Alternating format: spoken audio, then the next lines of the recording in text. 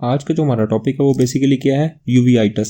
Basically जो यूवीआइटिस होता है ये आपकी जो मिडल लेयर होती है उसकी इन्फ्लामेशन को बोलते हैं यूवीआइटिस, इन्फ्लामेशन ऑफ मिडल लेयर। और आपकी जो मिडल लेयर होती है किस चीज़ के लिए आप रिस्पॉन्सिबल होती है, ये बेसिकली आपकी जो इनर आई है उसको नोरिशमेंट प्रोवाइड करती है, नोरिशिंग द यानी उसको न्यूट्रिएंट्स प्रोवाइड करती है, उसके लिए उसकी इन्फ्लामेशन को क्या बोलते हैं, यूवीआइटिस। अब देखें दो तरह के यूवीआइटिस हो सकते हैं, एंटीरियर यूवीआइटिस हो सकता है, ये डिपेंड करता है हमारी लोकेशन पे, एक पोस्टीरियर यूवीआइटिस हो सकता है, पोस्टीरियर।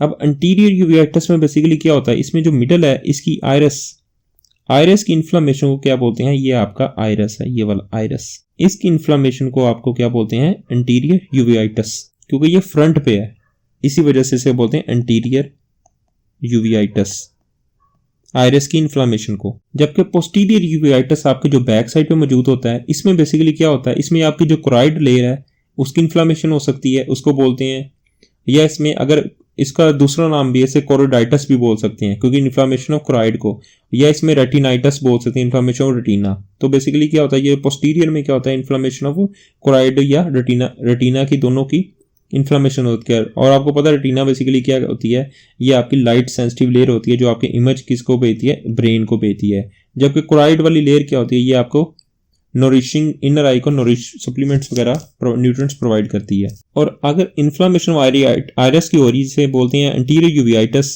आयरस की, जिसकी वजह से आपको पता है ये आयरस है, ये आपका प्यूपल है, और ये आपका बेसिकली क्या है, आपका एंटीरियर चैम्बर, इसका जो फ्रंट पे पड़ा हुआ है। और यहाँ पे एंटीरियर आयरस की वजह से, इन्फ्लामेशन की वजह से एंटीरियर यूवीआइटिस में क्या होता है, ये आपका जो एंटीरियर चैम्बर है इसके अंदर पस नजर आती है।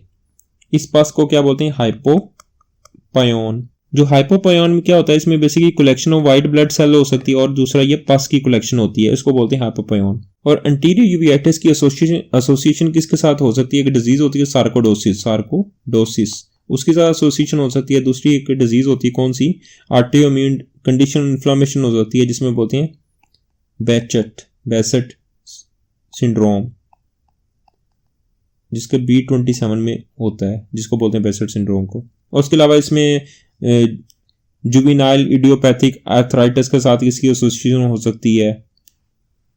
आप इसको यहाँ से डिटेल 1 बाय 1 डिस्कस कर लेते हैं। तो उसने बोला कि यूवीआइटिस बेसिकली आपकी जो मिडल वाली लेयर होती है, इन्फ्लामेशन यूविया मतलब क्या है, आपकी जो मिडल लेयर होती है कोराइड वगैरह, उसकी इन्फ्लामेशन को कहते हैं। अब उसने बोला इसके जो स्पेसिफिक नेम क्यों होते हैं, इसकी लोकेशन की वजह से, यानी इसमें एंटीरियर हो सकता है जिसमें आयरस की इन्फ्लामेशन हो रही थी, तो जैसे एंटीरियर यूवीआइटिस में बेसिकली आयराइटिस होता है जिसमें आयरस की इन्फ्लामेशन हो रही थी। और जो आपका पोस्टीरियर यूवीआइटिस में बेसिकली इन्फ्लामेशन जो मिडल लेयर होती है, कोराइड वाली लेयर हो रही थी, ये पहले स्क्लेरा पड़ी हुई थी, मिडल वाली कोराइड है, उसके बाद रेटिना पड़ी होती है इनर, ये रेटिना है, उसके बाद कोराइड होती है मिडल वाली। उसमें लगा कोराइड की लेयर की इन्फ्लामेशन हो सकती है, या आपकी रेटिनाइटिस इसकी रेटिना की इन्फ्लामेशन हो सकती है।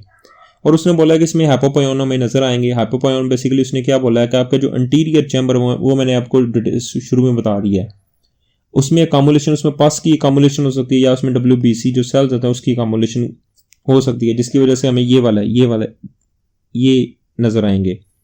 और उसने बोला है कि इसमें कंजक्टिवाइल रेडनेस हो जाती है। कंजक्टिवा बेसिकली क्या होती है, जो आपका जो आई का जो व्हाइट पार्ट है, ये वाला व्हाइट पार्ट है, उसकी इन्फ्लामेशन हो सकती है, ये थोड़ा थोड़ा रेड हुआ हुआ है, ये वाला रेड।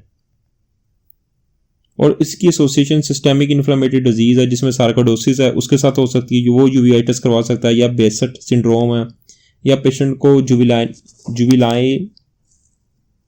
जुवेनाइल इडियोपैथिक आर्थराइटिस है, वो उस यूवीआइटिस करवा सकता है, इन्फ्लेमेशन करवा सकता है। बेसिकली आपका जुवेनाइल इडियोपैथिक आर्थराइटिस क्या होता है, ये हम मस्कुलोस्केलेटल में पढ़ेंगे, लेकिन यहाँ पे बता दूं ये क्रोनिक इन्फ्लेमेटरी आर्थराइटिस होता है चिल्ड्रन में।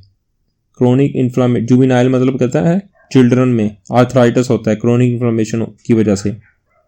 और इसके जो क्या होता है, इसका जो यूवीआइटिस अगर HLA-B27 है उसके साथ क्या होता है, वो भी यूवीआइटिस करवा सकता है। ये एक कंडीशन होती है एसोसिएटेड है जिसमें हम डिजीज मार्कर के तौर पे हम यूज करते हैं, जिनमें HLA-B27 डिजीज में पॉजिटिव होगा उसमें यूवीआइटिस होने के चांसेस बढ़ जाते हैं।